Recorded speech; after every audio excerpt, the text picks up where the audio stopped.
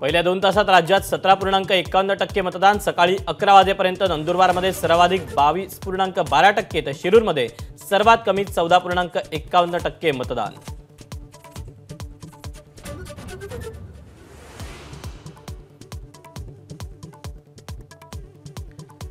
तरुणाईसह ज्येष्ठ नागरिक मतदानाच्या रांगेत। लोकसभा निवडणुकीच्या 4थ्या टप्प्यासाठी मतदान सुरू। 10 राज्यातील 96 जागांवर मतदान।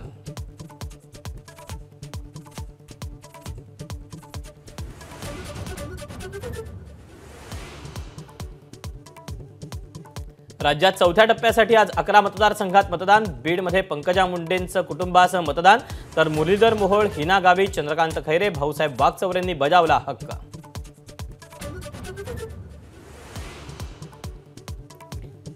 नगरमध्ये अधिकाऱ्यांना हाताशी धरून भाजप उमेदवारांकडून स्वतःचा प्रचार।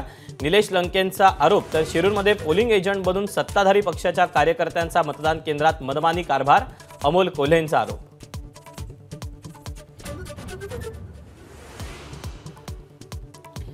नाशिक आणि अहमदनगरमध्ये पैसे वाटल्याचा संजय राऊत आणि राष्ट्रवादी शरदचंद्र पवार पक्षाचा आरोप। मुख्यमंत्र्यांच्या 2 तासांच्या दौऱ्यासाठी एवढ्या जड बॅगा का? संजय राऊतांचा सवाल।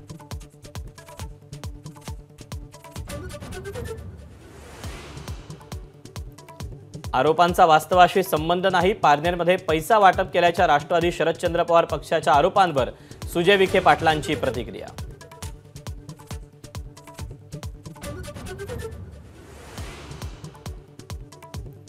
मतदानाच्या आदल्या रात्री पुण्यात रवींद्र धंगेकरांचा सहकारनगर पोलीस ठाण्यात ठिय्या।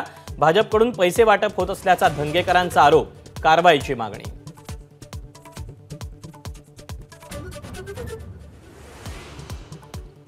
पुण्यात मोबाईल फोन घेऊन आलेल्या मतदारांना परत पाठवलं। निगडीतल्या ज्ञानप्रबोधिनी नवघर विद्यालयातील केंद्रावरचा प्रकार।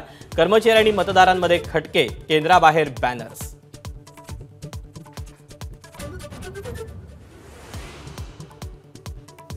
पुण्यात मराठी कलाकारांनी बजावला मतदानाचा अधिकार। सुबोध भावे, प्रवीण तरडे, राहुल देशपांडे, मृणाल कुलकर्णी आणि सोनाली कुलकर्णीचं मतदान।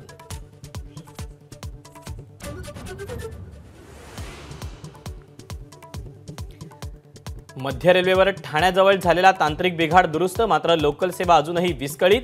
कल्याण मुंबई मार्गावरील अप डाऊन लोकल सुमारे अर्धा तास उशिरानं। एबीपी माझा, उघडा डोळे बघा नीट।